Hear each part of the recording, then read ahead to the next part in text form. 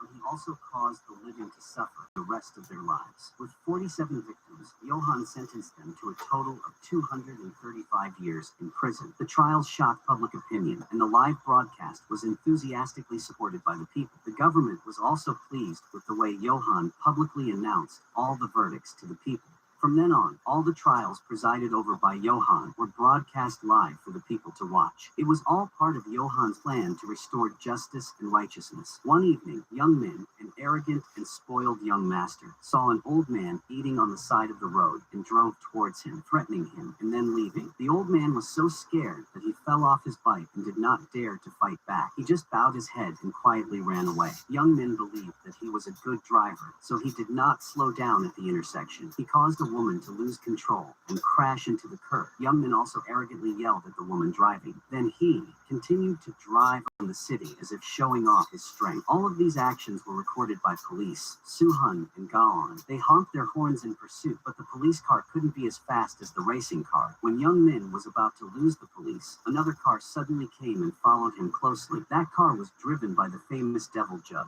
Joohoney's car at this moment showed even more aggression than young men's. Joohoney's car was a high-end car that car enthusiasts recognized at first sight. Joohoney drove past and forced young men's yellow car to stop. Then, Joohoney opened the trunk of his car and took out a heavy iron hammer. Joohoney held the hammer and walked towards young men's car with a cold gaze, as if he wanted to deal with him. At this time, Joohoney and Joohoney caught up. Joohoney wanted to stop Joohoney, but Joohoney held him back. Joohoney swung the hammer and hit the front of the car repeatedly, completely destroying the front of the car. Young men screamed in panic and fear to the point of being speechless. Only then did young men realize that the person who had just hit his car was the evil judge, Joohoney. Joohoney walked to the driver's seat and opened the drawer, taking out a package of white powder suspected to be a banned substance. Joohoney calmly held the package up in front of young men, who was trembling with fear. Young men only glanced at it and immediately recognized that it was drugs. Young men quickly denied it, but Joohoney made it clear that his fingerprints were on the bag of powder. That was what Joohoney found in young men's car, clear and undeniable evidence. Joohoney took the package of white powder and turned to leave. Under young men's panicked gaze, young men was completely stunned, not understanding why he was targeted by the judge like that. Young men wondered if it was because he had been speeding just now that he was being retaliated against. The truth was not that simple. Everything started 10 years ago. Young men's mother was Kyung-hee, currently the Minister of Justice. 10 years ago, Kyung-hee stepped on Joohoney's niece's foot to escape a fire. This cruel act left her severely injured and disabled for the rest of her life. After his brother and sister-in-law passed away, Joohoney inherited all the family assets. He immediately canceled the previous donation plan that his brother had pursued. Joohoney's current goal is to take revenge and overthrow the Korean conglomerate empire. The first person he targeted was Young Min, the son of Minister Kyung-hee. That night, Young Min took a girl to a small, old restaurant on the side of the road. Young Min parked his car in front of the door, so the waiter came out and asked Young Min to park somewhere else. Young Min threw away the keys and told the waiter to drive himself. Even though Young Min knew he didn't have a license, the waiter refused because he didn't know how to drive. This made Young Min angry and stood up to attack the waiter. Young Min scolded the restaurant for being so shabby that there was not even a single valet. The chef and ran up from the kitchen. He asked what was going on and tried to stop it. Without saying a word, Young Min raised his hand and slapped the chef in the face in the middle of a crowded restaurant. The chef was so angry that he was about to react when the people around stopped him. They said that Young Min was a powerful person. Young Min also loudly challenged him and showed his arrogant and contemptuous attitude. The waitress tried to stop him, but Young Min did not stop even the women. After the incident, the victims filed a lawsuit and the case was brought to court. Coincidentally, immediately. This case fell into the hands of the evil judge, Joohoney. The assistant investigating the case discovered that this was not the first time young men had beaten someone. Every year, young men caused trouble for hundreds of people, but the victims always chose to remain silent. Young Min's mother was the Minister of Justice, and he held the position of chairman of his family's corporation. After each incident, if he was reported, young Min would send people to follow him and then threaten them. If he couldn't scare the victim, he would give them money to settle the matter, and everything would fall silent again. But this time, young Min fell into Joohoney's hands. Joohoney was not someone who would give up easily. Joohoney continued to broadcast the trial live so that everyone could follow the results. Once again, Joohoney invited the people to vote to impeach young Min. The prosecutor announced that all the victims had withdrawn their lawsuits against Kyung-hee's son. The prosecutor questioned Joohoney as to why he still wanted to proceed with the trial when there were no more lawsuits. Joohoney immediately invited the restaurant chef to the court who had been beaten by young Min, but when he was invited to speak, the chef suddenly said that he did not want to file any more lawsuits. That morning, his mother said that the restaurant was about to move because someone had bought the building. The buyer made a condition that if the chef wanted to continue doing business, he had to withdraw the lawsuit immediately. Joohoney asked the chef why he suddenly changed his mind because last night he wanted to sue to the end. The chef bowed his head, his hands clenched tightly, but in the end, he had to swallow his anger. Because of his livelihood, the chef said that young Min was just joking, so there was no need to pursue the matter further. Young Min immediately stood up and said that there was nothing more to consider in court. Young Min was about to turn around and leave, but Joohoney stopped him with a stern look. Joohoney signaled the camera to point straight at young Min and loudly declared. Joohoney invited everyone who had been harmed by him to connect directly to the court. Just speak up and tell what happened, and he would personally handle it today. Not long after, a girl connected, her face clearly appearing on the screen in the middle of the court. She said that when she was a saleswoman, young Min had slapped her in public. Just because the girl looked at young Min, he slapped her. The director forced her to endure. Before she could finish, many more people connected. They recounted the story of being harmed by young men. The screen was not enough to display all of them because the number of victims was increasing rapidly. Everyone had suffered the abuse and humiliation of Kyung-hee's arrogant son. Joohoney looked at the person in front of him and smiled mockingly amidst the angry gazes of the public. It was Judge Joohoney who gave the unprecedented sentence in today's modern society. Joohoney suddenly gave the punishment of beating with a stick, causing the entire court to suddenly become chaotic. This judge truly made all forces both afraid and admired. After determining young Min's crime, Joohoney postponed the trial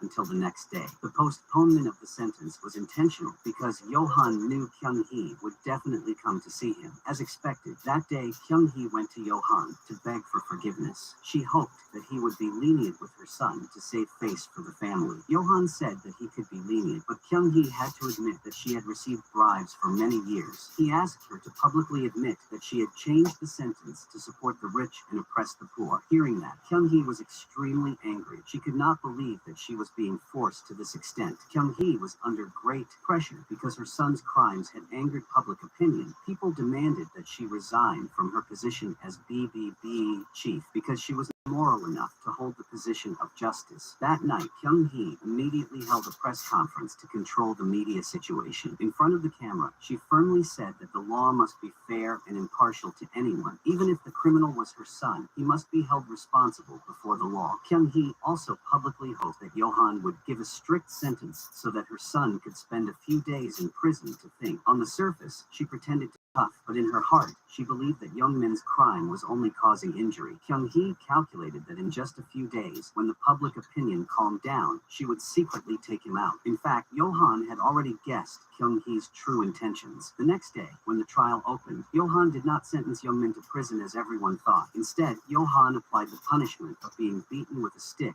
as a suitable punishment. If young Min liked violence and liked to beat people for no reason, then he should also experience it. Joohoney announced punishment of 30 strokes for the whole nation to watch live on the screen. Kyung-hee's son bowed his head to receive the beatings, and she was so angry that she smashed the the TV. Kyung-hee could not believe that Johan dared to publicly impose a punishment like in the Middle Ages. Johan allowed the people to vote. Those who agreed with being beaten with a stick pressed the support button. The number of people voting for the yes button increased rapidly on the screen. Many people were so excited that they kept pressing the button without stopping. Young Min was so angry that his whole body trembled when he saw the number of votes skyrocketing. He shouted and scolded the people for daring to decide his punishment. But then, Young Min knelt down and begged Johan to forgive him. No matter how much Young Min begged, Johan still did not change his decision. After the verdict, Johan left the court and left behind the verdict, leaving everyone stunned and elated. Because Kyung-hee had previously proposed punishment, she was forced to sign the execution order. Under pressure from public opinion, Kyung-hee had to suppress her anger and close her eyes to sign the execution order. Not long after, Kyung-hee's son was taken to the execution site in front of the media. Many high-ranking officials and journalists were present, and the execution was even broadcast live. Young Min was stripped of his clothes and tied tightly to a wooden frame in front of millions of viewers. The executioner stepped forward. Every time he was beaten with a stick, someone would record it in full. People all over the country watched this scene on national television. Although it was somewhat cruel,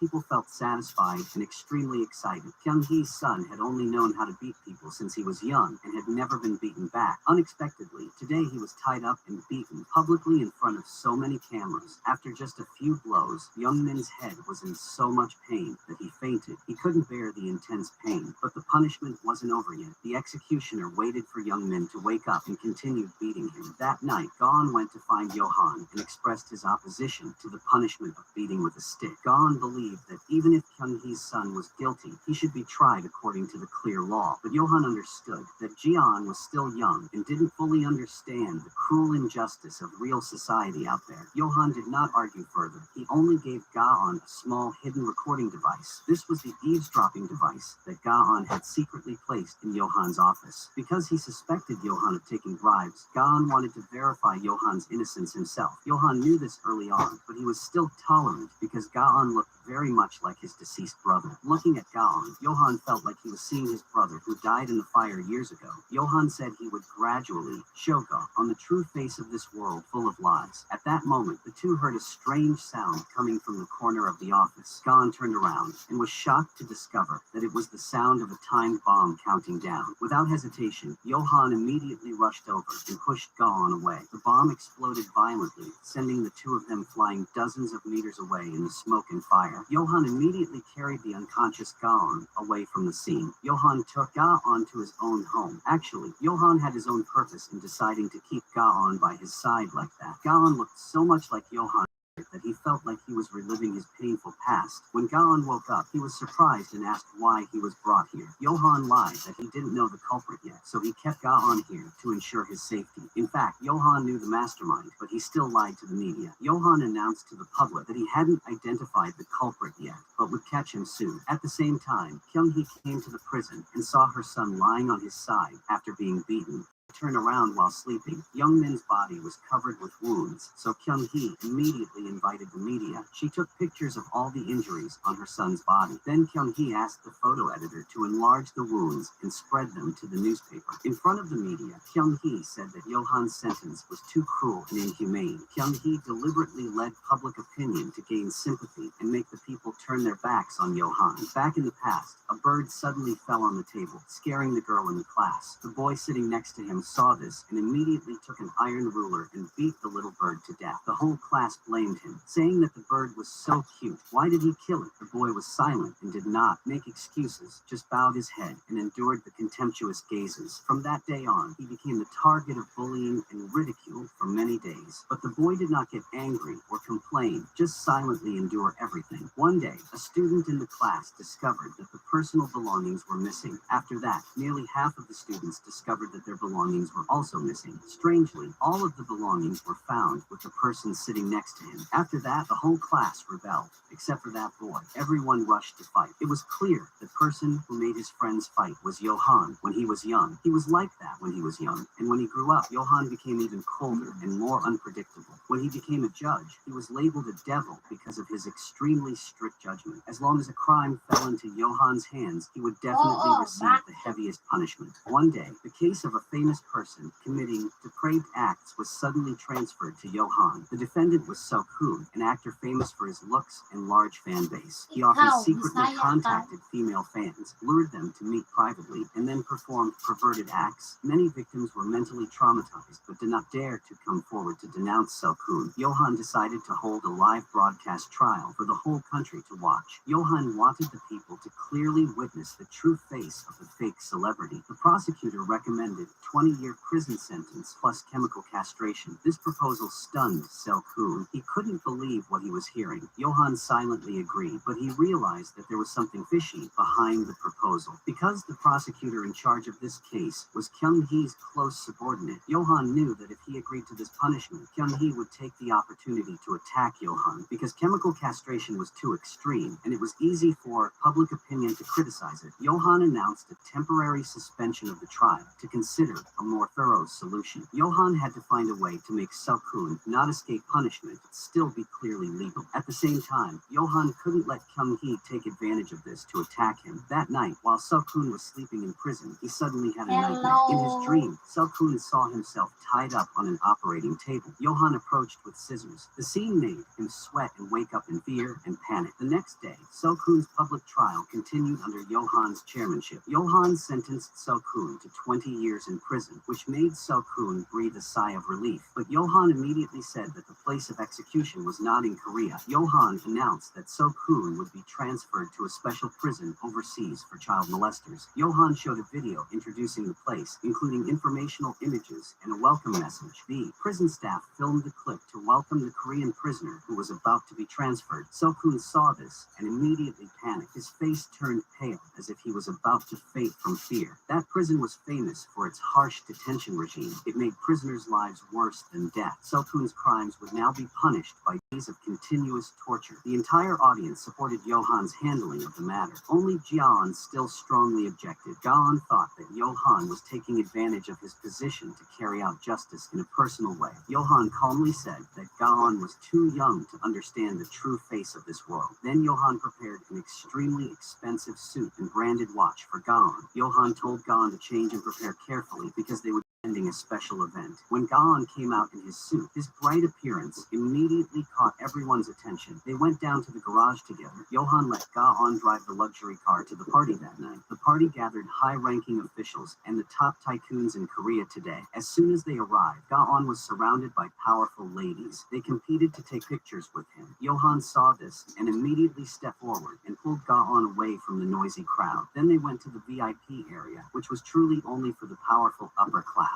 Not only the president, but also many chairmen of powerful conglomerates were present. These people headed an organization that used the name of charity to seize assets. They took advantage of the people's trust to embezzle donations for themselves. Kyung-hee was a shareholder of the conglomerate that was behind all the dirty things. She was even more dangerous than those rich people with power in the government. Taking advantage of her position as Minister of Justice, Kyung-hee manipulated the law for her own benefit. The people attending the party that day were all heads of fake companies and aid. Even the president was a major shareholder of the conglomerate that hid many crimes behind it. Gaon was shocked by the true face of the seemingly moral upper class. He couldn't believe that people who claimed to be noble lived such a lie. On the way back, Joohoney frankly said that his goal was to deal with all of them. Joohoney then took Gaon to a prison. Gaon still didn't understand the intention, but Joohoney said he had investigated Gaon's background for a long time. Many years ago, Gaon's parents were murdered, and the murderer was being held there. Joohoney asked the prison warden to bring that person out so that Gaon could face the truth with his own eyes. But when Gaon saw that person, he insisted that this man was not the murderer of his parents. Joohoney said he knew it all along, and that this was just someone hired to be imprisoned instead. The real murderer had asked Kyung-hee to use her power to change his identity. The whole system had covered up for the murderer, turning a crime into a black-white game. After being arrested, he still smiled and got out of the car as if he had never committed the crime. Ga-on's parents were the victims of the murderer. That day, when Ga-on was about to use a knife to kill him, a girl stopped him and held the blade. She didn't want him to be ruined by his rash actions. She advised Ga-on to stay rational. Many years later, Ga-on became a judge because he believed that justice could punish criminals. Ga-on believed that only the law could make such people suffer the consequences they deserve. However, meeting Joohoney made Ga-on realize that the world was not simple. The person who killed his parents was still out there, while innocent people were forced to go to jail. The real killer used money and power to make himself appear innocent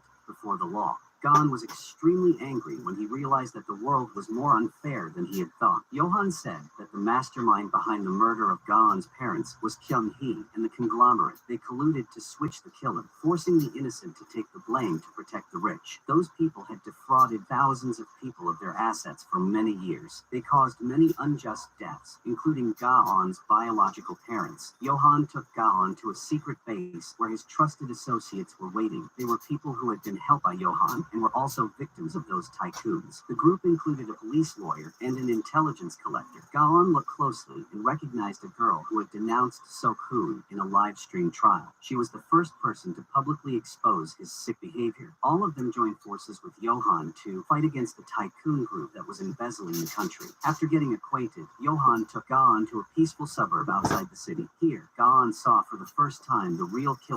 Parents. The murderer was still living carefree with his wife and children far from the city. They enjoyed a prosperous life, while the murderer, who should have been in prison, was living comfortably as a truly innocent person. Ga-on was extremely angry and wanted to rush to kill the murderer, immediately to avenge the past. But Joohoney stopped him in time. Joohoney did not let Ga-on sink further into the wrong rash action. Joohoney said if Ga-on killed someone, he faced the person he loved. The next day, Ga-on went to see Joohoney with a heavy heart. He probed her reaction. He asked what she would do if he killed someone. She still answered innocently. Joohoney did not think Ga-on would do anything illegal. The two grew up together and were childhood sweethearts since elementary school. When they were young, every time Ga-on was bullied, Joohoney would find a way to protect him. It was also because of Ga-on that Joohoney was determined to enter the police force to fight alongside him. Even though they never officially loved each other, they had long been together in their hearts. That night, Ga-on quietly returned to the house where the real murderer lived. Ga-on entered the house and looked straight at the person who caused his parents' tragic deaths. The murderer panicked and fell to knees when Ga-on mentioned his parents' names. The murderer pretended to repent and said that he lived every day in torment and pain. Ga-on strangled the murderer and tried to vent anger, but was unexpectedly stopped by his wife and children. Seeing the murderer's relatives, Ga-on could not bear to kill him anymore. The murderer continued to cry and said that he was atoning for his crimes. Joohoney then appeared and pulled Ga-on and the murderer out of the small house. Joohoney locked the murderer's wife and children inside. Joohoney told Ga-on to hold the murderer tight while he began pouring oil around the house. Joohoney poured oil on the pile of money in the yard and set it all on fire. The fire quickly flared up and burned down the house and the stacks of money. The murderer panicked and ran to the pile of money, leaving his wife and children in the flames. Ga-on was stunned. Now Ga-on realizes that he has never truly repented. The murderer went crazy when he discovered that all the money was counterfeit. Joohoney prevented Ga-on from entering the house to save the murderer's wife and children because the murderer's wife and children had been saved before. The murderer cried and begged for forgiveness when he saw that his family was safe. He told them that he had no money, but the truth was that the money came from his old scams. After being arrested, he asked Joohoney and the chaebols to take care of it so he could escape the crime. The murderer hired someone else to go to jail instead of him and lived in real life as if nothing had happened. He lied to his wife and children that he had nothing and then acted repentant. But thanks to Joohoney, he used fire to make the murderer reveal his true nature. Ga-on witnessed the truth with his own eyes and his heart was heavy with betrayal. It turned out that everything from beginning to end was just an act by the murderer. Joohoney gave Ga-on a knife and Ga-on told him to kill him right away if he wanted. Ga-on looked at the murderer. His eyes still pretended to be pitiful. After a few seconds of thinking, Ga-on sighed and threw the knife aside. The murderer laughed with satisfaction because he thought he had fooled Ga-on again. Ga-on told Joohoney to use him to confront the tycoons. Ga-on asked where the real money was. Joohoney replied that he had sent someone to take it all away. The next morning, each household received a special gift box. The gift box was for families who had been victims of the swindler. Joohoney personally distributed the money money and return justice to the poor. The next day, Joohon had Minister Kyung-hee's personal secretary brought back. They prepared to interrogate him. Ga-on asked Joohon to get some real gold bars. Each bar was worth 500 million. Ga-on gave 3 bars in a row to lure the secretary into betraying him, but he remained calm and unmoved by that large amount of money. On tried to raise it to 5 bars, but the secretary still refused to cooperate. Joohon walked in and saw that Ga-on had not yet convinced the secretary, so he personally took action. Joohon's style was different. Joohon did not convince with words, but with tactics. Joohon asked the secretary if he wanted 2.5 billion won. He remained steadfast. Joohon immediately took back a gold bar, and the amount was now only billion won. Joohon asked again, and the secretary began to feel strange because the way of negotiating had changed. Joohon took out another bar, and the amount of gold now was only 1 billion won. The secretary began to get confused. His mind could no longer stay calm. Joohon was about to take the last gold bar when the secretary rushed over and hugged the gold tightly. In the end, he nodded in agreement to cooperate because the amount of money was big. Maybe he was a secretary for the rest of his life to earn it. This was the price for hesitating for a moment of weakness, losing himself. In the end, they successfully bribed Kyung-hee's close secretary. That afternoon, Soo-hun drove Joohon's disabled niece home. On the way, the two of them accidentally witnessed a chaotic fight in the middle of the street. Being a police officer, Soo-hun immediately got out of the car and tried to stop the incident. It turned out that it was a fake National Rescue live stream group specializing in assaulting foreigners. They thought that foreigners came here to steal jobs and marry Korean women. Soo-hun pulled out a gun to suppress them, but the leader loudly challenged her. He ordered his juniors to cover the camera to prepare to attack the police. At the same time, Joohon received a phone call from his niece saying that they were in danger. Joohon and Ga-on immediately rushed to the scene when they heard that Joohon's niece was in trouble. These gangsters were very arrogant. They wanted to beat Soo-hyun. There was also someone who wanted to drag Joohon's niece out of the car. At that moment, the two arrived. Ga-on rushed in and punched. Joohon strangled the leader in the middle of the siege. Joohon was extremely angry that the person dared to touch his niece. That was Joohon's final limit. When Joohon almost strangled the leader to death, Soo-hun held a gun and asked Joohon to stop. Joohon let go and carried his niece away from there, his eyes cold, and without saying a word. Soo-hun ordered the arrest of the entire gang that specialized in live streaming to incite violence. That night, Joohon summoned all his associates to carry out his big plan. He said it was time to act. The first step was to separate Kyung-hee from the tycoons. Then they would take advantage of this conflict to bring down the entire tycoon world that was manipulating them. The next trial was to punish a famous streamer who incited online violence. He often live streamed insults to others and received gifts in exchange for acts of honor attack. Viewers only had to pay money for the streamer to insult and even threaten the person they designated. In court, the streamer still tried to justify all his actions as being for the benefit of Korea. Joohon's unique verdict. Joohon forced him to wear a GPS bracelet so that the whole country could monitor him directly. A person who lived in hiding behind the screen was now exposed to the public. People who had been victims of the streamer all knew his location and came to take revenge on him without mercy. He became a target on the street, being beaten while walking, and no one bothered to defend him. Many people even live streamed their assaults on him to gain more views. The impact of the incident quickly spread, causing public opinion to begin to doubt Joohon. Some people thought that this kind of verdict had gone beyond the limits of national law. Minister Kyung-hee knew the opportunity had come. She wanted to take advantage of this to eliminate Joohon. Kyung-hee summoned the national media and held an online trial to try Joohon. This time, Joohon was the defendant, and she was confident that she had the upper hand. Kyung-hee brought in a girl who had accused So-kun of wrongdoing. This girl stood up and said that Joohon forged evidence to increase the defendant's sentence. In court, Kyung-hee prepared for the girl to speak up and accuse Joohon in public. Unexpectedly, when she appeared in court, she said that Kyung-hee had forced the girl to make up stories to harm Joohon. It turned out that everything was a trap set by Joohon, causing Kyung-hee to fall into it. Before she could react, Joohon continued to announce a piece of news that shocked the court. Joohon brought the murderer of Ga-on's parents to court, shocking everyone. This guy was supposed to be in prison, but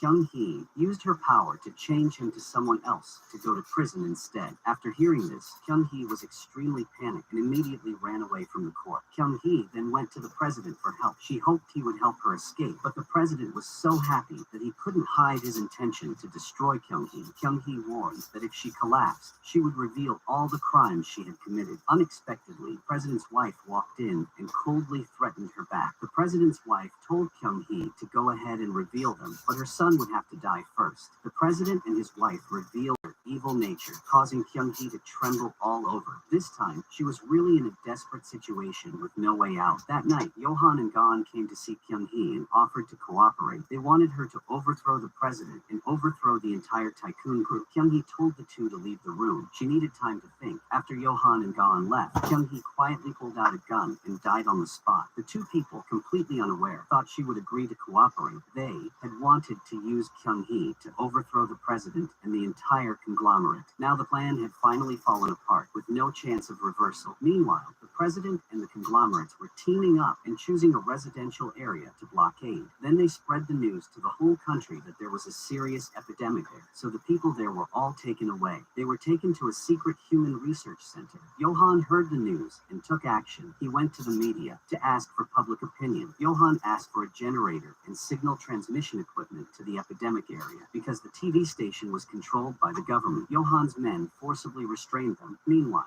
Johan and a few others climbed to the roof of a building to live stream everything below. The scene captured by the camera left everyone stunned and unable to believe it. They clearly saw that this was a conspiracy and not an epidemic. Johan immediately broadcast live and exposed everything on television. People across the country were horrified to see the true face of the quarantine area. The president was furious as soon as he saw the live stream. He immediately sent people to sabotage him. The person who came was the henchman who had been sentenced by Johan in the previous trial. He brought along his subordinates to prevent Johan from broadcasting the next image. But Johan's group occupied the roof of the building and blocked all the entrances to the top. Unable to approach, the group of subordinates standing below threw rocks, injuring Johan. An old man nearby wanted to stop him, but was suddenly hit on the head with a stick. Right in front of everyone, the president's subordinate dared to kill the old man. With the president's backing, this guy became even more arrogant and disregarded everyone. At this time, the president was angry and called everywhere to order the live broadcast to be stopped. However, the TV station was completely controlled and blocked by Johan's subordinates. There was no other way, so he ordered all the power in the country. Even though the grid was out, people's phones still had batteries, so everyone could watch the live stream. When the people in the quarantine area saw the old man being beaten to death, they immediately started to protest fiercely. They were outraged by the scene and refused to be deceived any longer. As soon as Johan finished the broadcast, Suhan suddenly drove up. As soon as she got out of the car, a man quietly approached from behind. He raised his gun, aimed straight at Suhan's heart, and pulled the trigger without hesitation. Suhan died right in Gon's arms, blood staining her white shirt. Gon screamed in pain, his heart breaking as the girl he loved fell. Gon then looked at Johan with cold eyes and said that he wanted to take revenge on everyone. Gon is convinced that the mastermind behind Suhan's murder is the president and those chaebols. One of the president's trusted subordinates was captured by Johan's group. They decided to take action immediately. They started by trying the culprit. The next day, Johan's group held a special trial and broadcast it nationwide. They announced that if anyone dared to stop the trial, that person was the culprit behind it. The president began to panic because he was afraid that his subordinate would reveal the whole truth, especially after the live stream. People began to doubt whether there was a real epidemic or not. The president immediately called the head of the research team, Sana, to discuss. If people doubted the epidemic, then create a real epidemic to show them. Just cause a small wave of virus infections and then amplify it nationwide. They wanted to turn the quarantine area into a real epidemic to legitimize the lie. The special court, organized by Korean judges, held a live trial via nationwide live stream. Johan proposed the death penalty for the murderer and then executed him with high-voltage electric shock. However, he would be spared if he revealed the mastermind behind the old man's murder. The murderer remained silent because the president personally came last night to give him instructions. The president promised to handle the electrical system and make sure he wouldn't die during the trial. The president also promised that if you could endure, Ima would give you money that you would never run out of. Seeing that the murderer was still stubborn, Johan decided to invite the epidemiologist. The doctor had told Johan yesterday that there was absolutely no epidemic outbreak. Johan prepared him for court, but Johan called him many times, but the doctor didn't show up. Later, Johan discovered that he had died mysteriously, and his body was confirmed positive for the virus. Johan Johan clearly understood that this was a dirty trick by the president to cover up clues. However, Johan still did not have concrete evidence, so he could not expose the president. Johan gave the murderer one last chance. He only needed to reveal the mastermind and he would be spared. The murderer was very confident because he believed that the president had promised to protect him to the end. The results of the popular vote were announced, and the majority chose to execute him by electrocution. The executioner turned on the electric shock switch, causing the murderer's whole body to bounce continuously. Just as he was about to die, the electricity was suddenly cut off, and everyone was surprised. It turned out that it was Gaon who stopped the execution and appeared before the media. Gaon revealed that Johan had falsified evidence to increase the defendant's sentence. The president and the tycoons watching the live broadcast were extremely pleased with the situation. Unexpectedly, Johan and Gaon, who used to be teammates, turned against each other. Thanks to that action, the death penalty by electrocution was officially abolished on the spot. Everyone wondered why Gaon suddenly changed at such an important time. The truth is that Gaon suspects Johan is the one behind Soo-hyun's assassination. A few days ago, Gaon's master came to give him Soo-hyun's diary. The diary revealed that she had secretly investigated the church fire that happened 10 years ago. Soo-hyun suspected that Johan intentionally set the fire to fight over property with his brother. Gaon's master thought that Soo-hyun had investigated something, so he killed her to cover up the clues. Holding the diary in her hand, Gaon followed the address in it to find the hidden truth. Gaon went to see an old woman and confirmed that Soo-hyun had come to ask about the fire years ago. Gaon then continued to meet a guard who had worked at the church that year. This guy still has a video of the church engulfed in flames that year. The guard said that a few days ago, a female police officer came to ask about past. Right after the police officer left, a strange man appeared, hit him, and left in a hurry. On checked the surrounding cameras and followed the license plate to find that person's house. But when he got there, he discovered that the man had died not long before. Gaon turned on his phone to check the most recent call, which was Johan's number. When he pressed the call button, Johan answered. This made Gaon even more certain that Johan was the culprit. Believing that he was betrayed, Gaon brought a knife to Johan's house, intending to kill Johan. But when Gaon stabbed him, Johan grabbed the bloody blade with his hand. Johan said he didn't understand why Gaon did that. Johan said that Gaon was being deceived. Even though Johan calmly explained, Gaon still believed that he was the one who killed Soo-hyun. Suddenly, Gaon's master led the police to the scene and said that Johan was a murder suspect. Johan was handcuffed on the spot. Meanwhile, Gaon still thought that she was the one seeking justice. Just a moment later, Sun-ah stepped out of the darkness with a triumphant face. It turned out that the whole incident was meticulously staged by Sun-ah. Even Gaon's master was bribed to help frame Johan. Gaon was horrified to realize that he was being used. Soo-hyun's death was still unclear. After hearing the truth, Gaon was shocked. His whole body was stiff and he could not speak. The little girl accidentally bumped into a candle, causing the fire to burn down the entire meeting room. The fire caused the church to collapse. Johan's brother and sister-in-law both died in a sea of painful flames. Johan was the only one who knew about it, but for many years he had hidden the truth. Johan lied to him that he was the culprit so that his niece could continue living with hatred. After knowing everything, Gaon felt extremely regretful. He no longer believed in his judgment. Sun-ah ordered Johan to be taken away. Everything seemed to have been premeditated. Gaon rushed to the police station to ask for help, but everything had been brought. Gaon returned to find the master who had supported him and Soo-hyun since childhood. Unexpectedly, he was also manipulated by Sun-ah to help with this dark plot. Faced with betrayal and helplessness, Gaon decided to bet her last card. Sun-ah and the president opened a secret hospital to conduct illegal research. They captured civilians as experimental subjects, and the outside was guarded by the military. Gaon pretended to be a delivery man and hid in a box to sneak inside. Gaon disguised herself as a doctor and brought a camera to record all the barbaric crimes. Gaon coincidentally met the president and the tycoons coming to the hospital for a routine checkup. The doctor reported that several hundred people died every day during the experiment. The president did not care, but he also asked them to take advantage of the organs to sell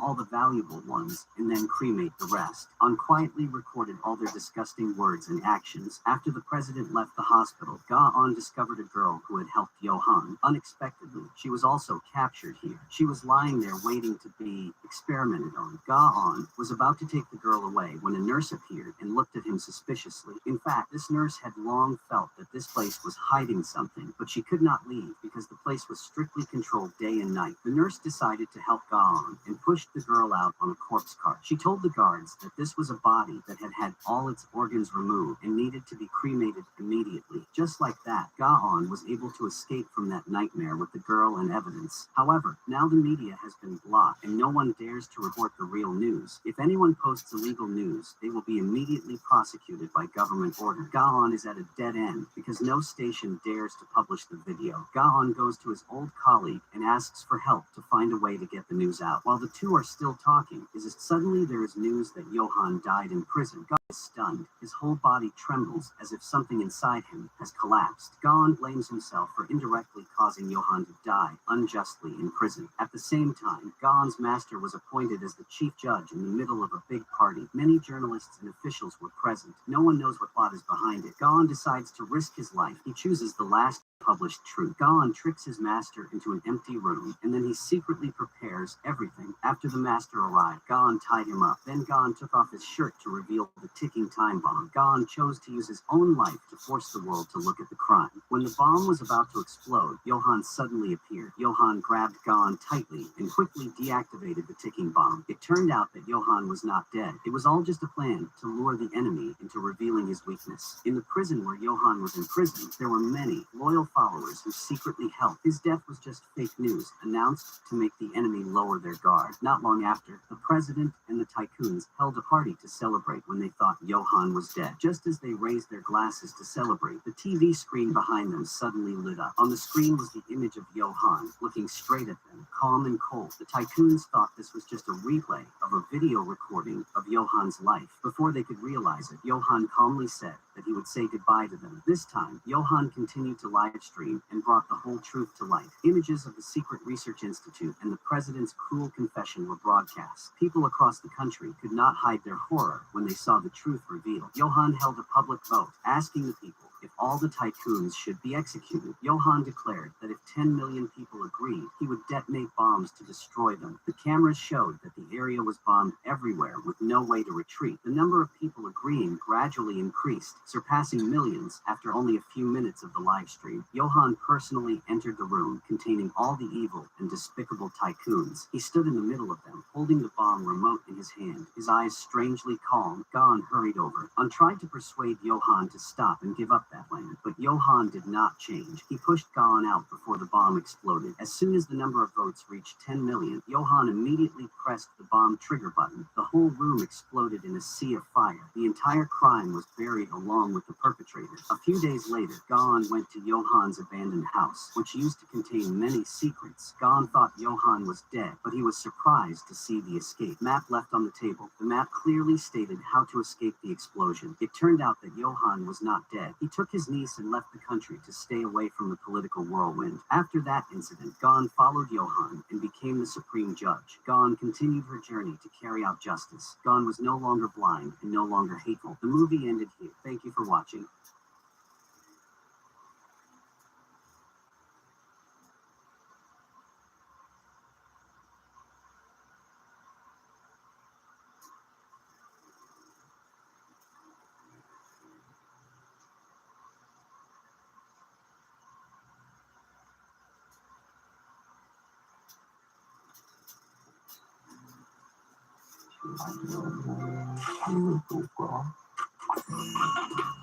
근데 얼굴이 똑같이 생겼어. 흠이 오는 자동이 오는 거. 10살 되면 아빠가 뽀뽀하는 거 싫어하지는 않아요? 아니요. 괜찮아요? 아빠 지금 몇 시야? 7시 15분. 오케이. 세수하고 이거 누나, 뭐 먹을래? 계란, 베이컨, 갈비탕. 배고파요? 갈비탕 국물에 좀 말아볼까요? 못 마실까? 아이고 세상에. 조심해서 좀. 딸기 씻어줄까? 딸기? 딸기 줄게.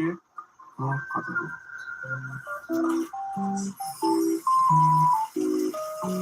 맞아, 아침에는 과일을 땡겨요. 아빠. 좋아. 줬어. 맞아. 오늘은 제 서머 캠프 학교 첫날이었고 중승킨스에서 처럼 어린 아이들을 가르쳐준다는 프로그램을 하고 있어요. 대단히 어렵죠. 3달? 2달 정도 공부를 해야 되는 양이 기적적으로 합격을 했어요. 어땠어? We'll give you a present. And can you discount us 25?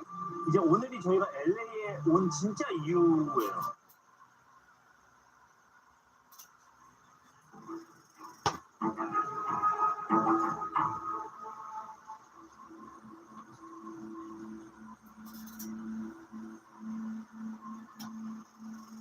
When your sister Naya dropped you off that evening, she did indicate that she would give you a call when she got home, correct?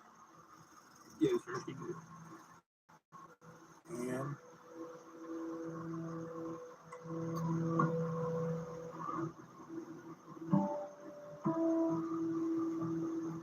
Pure Hill. Just the worst feeling ever to not know where your child is. I mean, we were doing everything we could as parents in that moment, trying to find her. 19-year-old Anaya Haley Blanchard disappeared last week. Anaya Blanchard was reported missing 11 days ago. There has been no trace of her. Blanchard is the stepdaughter of UFC fighter Will Harris.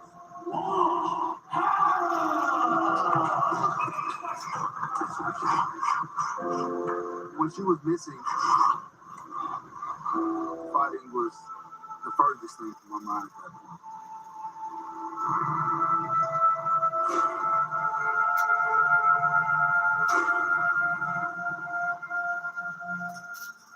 We just want our daughter home. We want her found. If you have any information, please come forward. I was almost a shell of myself. You know, honestly, I didn't even know if I'd fight again. But she always was the one that was like, don't stop. You know, keep pushing. I know it's hard. Everything for me moving forward is about making her proud. I'm gonna always fight for my baby girl. She was a very happy girl that loved life. Very loving and giving. She always put others before herself. You could just really tell like, that she had something about her that was special. There's nothing in my mind other than finding her.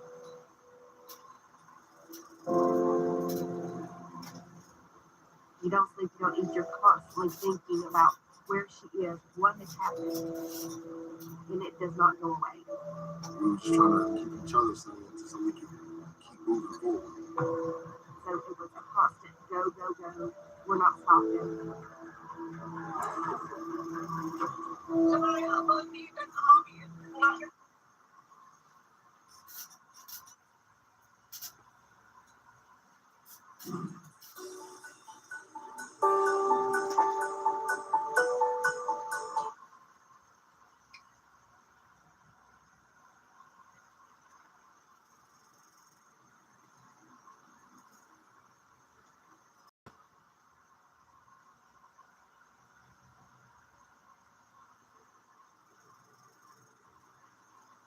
Bali, separated po sila ni Papa. Oo. Mahigit 7 taon na hindi kami nag-communicate. Pero si ate, meron pa rin kontak kay mama.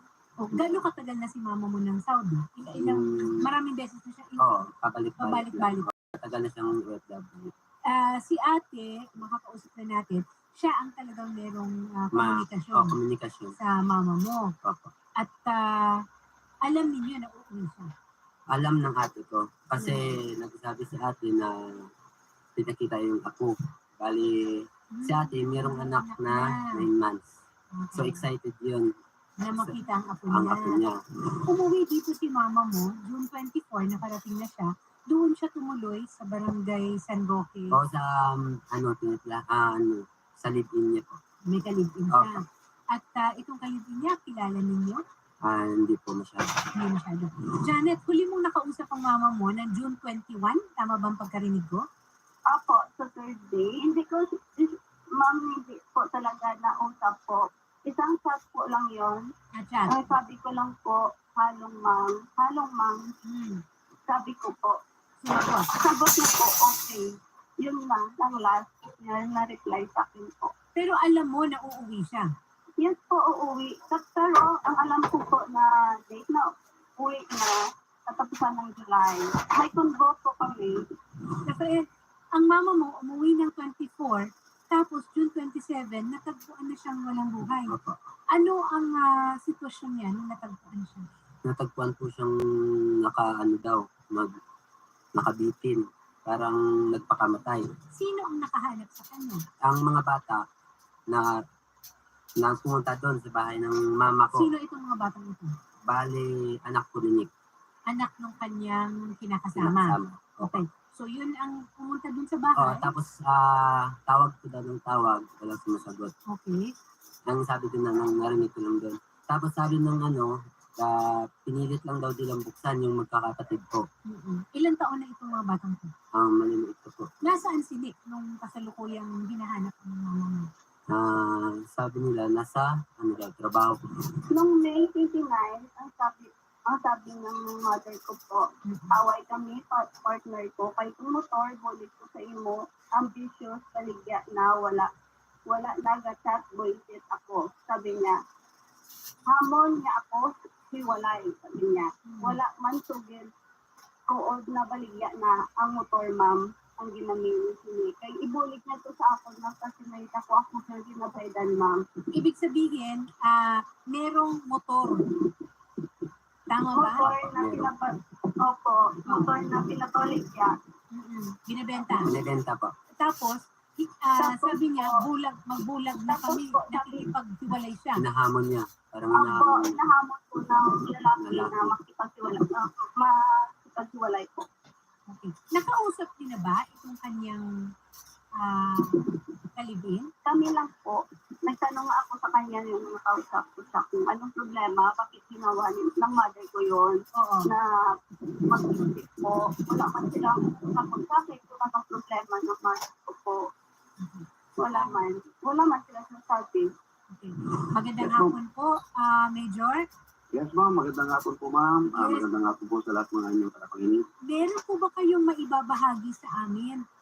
Para naman po medyo mapanatag ang loob ng pamilya. Thank you. Meron pong gumugulong po ang investigasyon. Yung pangyayari po, ma'am, yung aming initial report at findings